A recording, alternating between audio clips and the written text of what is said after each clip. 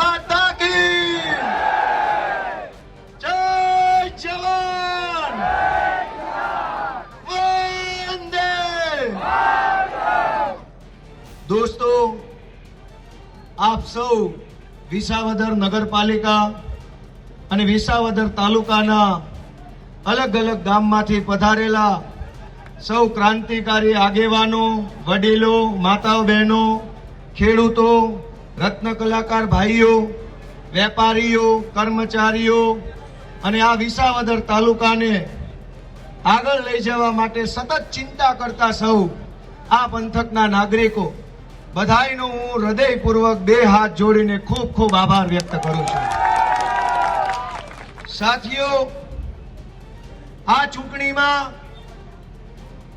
કેટલાય દિવસથી આપણે જોતા હતા કે એક તરફ પૂરી તાકાત લાગી ગઈ, એક તરફ પૈસા, એક તરફ પોલીસ, એક તરફ ગુંડા, એક તરફ દારૂ, એક તરફ ધારાસભ્ય, एक तरफ धारासभ्य, एक तरफ सांसद सभ्य, एक तरफ मंत्री, एक तरफ कैबिनेट मंत्री, एक तरफ मुख्यमंत्री, एक तरफ तमाम गौरव અને એક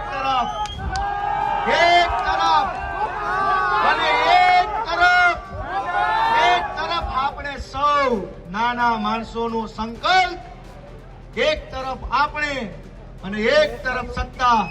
દોસ્તો, આજે મને કહેતા ગર્વ થાય છે કે તમે બધાએ ભેગા મળીને ગુજરાતને નવો રસ્તો બતાવવાનું કામ કર્યું છે।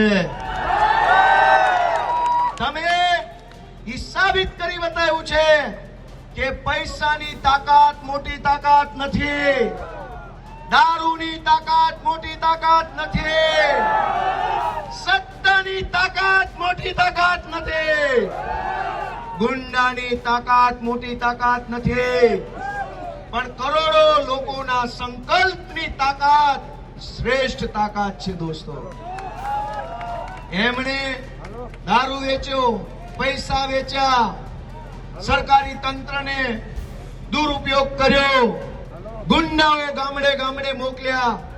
એ પછી વિસાવદરના બાહોશ નાગરિકોના સંકલ્પના દમ પર આ જીત મળી છે। દોસ્તો, એ જીત સૌને હું મુબારક કરું છું। દોસ્તો, ચૂંટણીઓ તો અગાઉ ઘણી આવી, અનેક ચૂંટણીઓ આવી, અનેક લોકો ધારાસભ્ય બન્યા, અનેક લોકો સંસદ સભ્ય બન્યા, પણ આપણે એવું જોયું છે કે કોઈ વ્યક્તિ ચૂંટણી જીતે એટલે એ જીતેલો ઉમેદવાર, એની પાર્ટીના 50-100 કાર્યકર્તા અને એની પાર્ટીના 5 નેતા, આટલા લોકો જ ઉજવણી કરતા હોય, આમ જનતા ક્યારેય ન હોય। ગુજરાતના ઇતિહાસમાં પહેલીવાર આખું ગુજરાત આ વિસાવદરની ચૂંટણીની ઉજવણી કરી રહ્યું છે। દોસ્તો, જિલ્લે જિલ્લે, તાલુકે તાલુકે, ગામડે ગામડે ઘરના પૈસાના લોકો ફટાકડા ફોડી રહ્યા છે। દોસ્તો, શું કામ? કે ગોપાલ ઇટાલિયા ચૂંટણી જીત્યો હોત તો ગોપાલ ફટાકડા ફોડે, પણ જનતા ચૂંટણી જીતી છે એટલે જનતા ફટાકડા ફોડે। દોસ્તો, તમે બધાએ ઐતિહાસિક ક્રાંતિકારી નિર્ણય કર્યો છે। તમે ગુજરાતના કરોડો લોકોની આશાને બળ આપ્યું છે। હજારો લોકોને ભાજપ પાર્ટીએ ગુંડા કે સરકારી તંત્રના ડરથી દબાવી દીધા છે। કોઈ માણસ કાંઈ બોલી શકે નહીં એવી વ્યવસ્થા આખા ગુજરાતમાં ભાજપે કરી છે। અહીંયા વેપાર ધંધો કરતા હોય વિસાવદરની બજારમાં તો નગરપાલિકા હસ્તક દબાવે, પોલીસ હસ્તક દબાવે, ગામડે ખેતી કરતા હોય તો જીબી પાસે દબાવે, તલાટી પાસે દબાવે। જે માણસ સરકારી તંત્રથી ન દબાય એને ત્યાં ભાજપ વાળા ગુંડા મોકલે, માથાભારે માણસો મોકલે અને આખા ગુજરાતને ગુંડાઓએ અને સરકારી તંત્રએ બાનમાં લીધું છે। બાનમાં લોકોને ગુલામ બનાવવાની કોશિશ થઈ રહી છે। પણ એ ગુલામીની હાકલો તોડવાનો પહેલો ઘણનો ઘા વિસાવદર હારો એને હરાવો અને જેને જીતાડો એને મુખ્યમંત્રી બનાવો એવા બળુકા માણસો. દોસ્તો, મને વિશ્વાસ છે કે ખડકી ખોલી છે, પણ ગાંધીનગરની વિધાનસભાનો આખો ડેલો ખોલવાનું કામ પણ વિસાવદરથી કરવાનું છે. હજારો વર્ષોની પીડા છે, યાતના છે, લાચારી છે, અને એક તરફ સત્તામાં બેઠેલા માણસોનો અહંકાર છે. અહંકારમાં અને અહંકારમાં ગરીબોના આંસુ ભાજપને દેખાણા નહીં, ગરીબની પીડા દેખાય નહીં, ખેડૂતની પીડા દેખાય નહીં.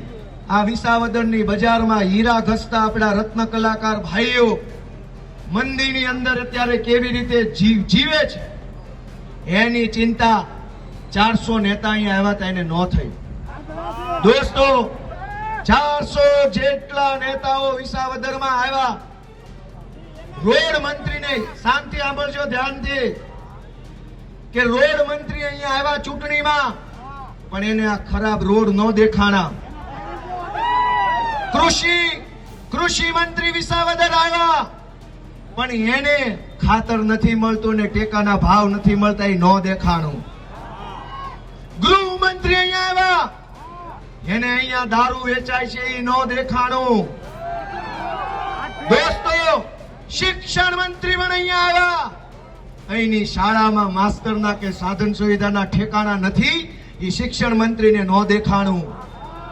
તમામ ખાતાના મંત્રી અહીંયા આવ્યા, પણ લોકોની પીડા ન દેખાણી. દોસ્તો, હું તમને બધાને સેલ્યુટ કરું છું કે તમે તમારા મુદ્દા ઉપર મત આપ્યો છે. દોસ્તો, સલામ છે. ભાજપે આ ચૂંટણીને આડા પાટે ચડાવવાની 1000 કોશિશ કરી, પણ તમે બધા ભેગા મળીને ભાજપને રોડે ચડાવી ખરા. દોસ્તો, હું તમારો આભારી છું. હું વિસાવદર અને ભેસાણની જનતાનો ઋણી છું. હું જીવીશ ત્યાં સુધી તમારું આ ઋણ નહીં ભૂલું. દોસ્તો, મેં મારી જિંદગીમાં 10 વર્ષ રાજનીતિની અંદર સંઘર્ષ કર્યો. દોસ્તો, ટાટ તડકો, પોલીસે અમને માર્યા, ખોટી FIR થઈ, જેલમાં ગયા, ગુંડાઓએ અમારી પર હુમલા કર્યા, મેણા ટોણા માર્યા, મીડિયાએ અમારું ખરાબ બતાવ્યું.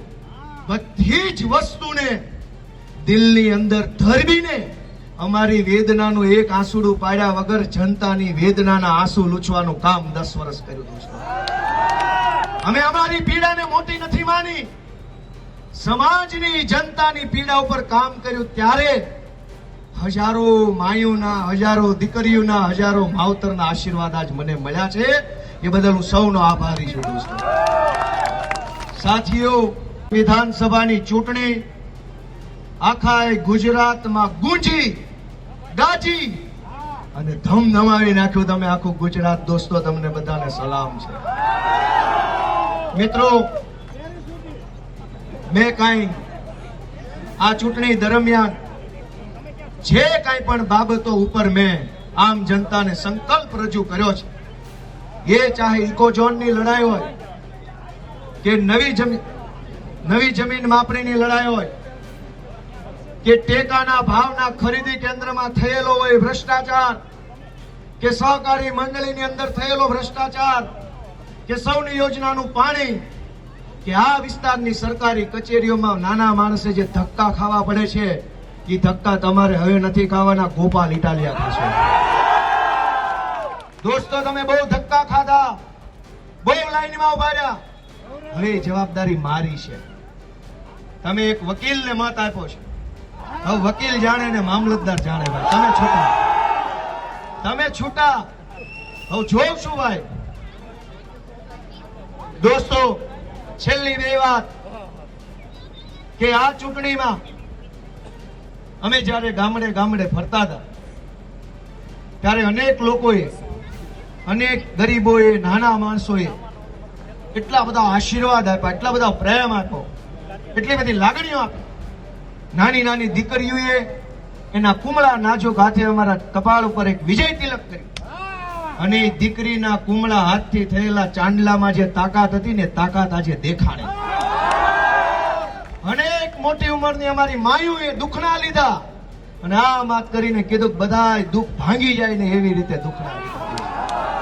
દોસ્તો, એ આશીર્વાદ ફળ્યા. હું અનેક વડીલોને ચરણ સ્પર્શ કર્યો, ઝૂકીને નમ્યો અને કીધું કે હે અમારા માવતર, અમને કાયમ આમ નમીન હાલતા રહેવી ને એવું બળ આપજો. અમારે ક્યાંય છાતી કાઢીને જનતા સામે નથી હાલવું. પણ મિત્રો, મારી જેવા હાવ નાની ઉંમરના 35 વર્ષના જુવાનિયા પર તમે જે ભરોસો મૂક્યો છે એ ભરોસો જીવીશ ત્યાં સુધી તૂટશે નહીં, એની ખાતરી છે. દોસ્તો, હવે ગોપાલ ઇટાલિયા નહીં, સરકાર તૂટશે. સરકારમાં બેઠેલાનો ઘમંડ તૂટશે. અને દોસ્તો, જેણે જેણે આ ચૂંટણીમાં પાપ કર્યું, યાદ રાખજો, હાવ છેલ્લી વાત, કે આ ચૂંટણી ગોપાલ ઇટાલિયા નહોતો લડતો, એ તો નિમિત્ત હતો, નિમિત્ત.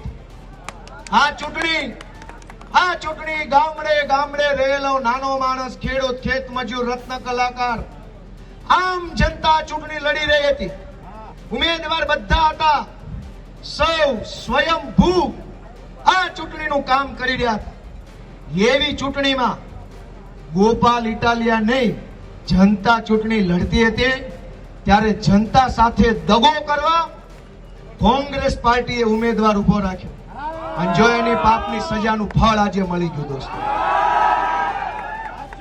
જનતા સાથે જે દગો કરે એને ઈશ્વર માફ ન કરે. દોસ્તો, કોંગ્રેસને આજે એના પાપનું ફળ મળી ગયું છે. સમાચાર મળ્યા તમને? જેણે અહીંયા ઉમેદવાર ઉભો રાખવાનું પાપ કર્યું, પાપ, ભગવાને એને સાફ કર્યા, સાફ. દોસ્તો, એક બીજી વાત કે આ ચૂંટણીમાં કેટલાક અમુક સરકારી માણસોએ કિરીટ પટેલની ધરાય ધરાઈને દલાલી કરી છે. ધરાય ધરાઈને દલાલી કરી છે.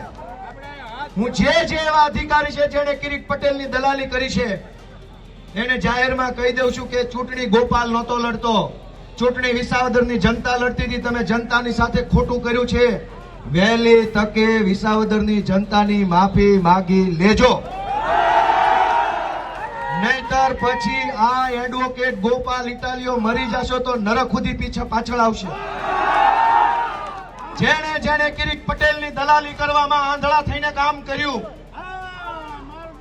એ સમજી જાય તો સુખી થાય. કેમ કે આ ચૂંટણી ગોપાલ ઇટાલિયા નહોતો લડતો. ગોપાલ લડતો હોત તો ન જીતવા દે.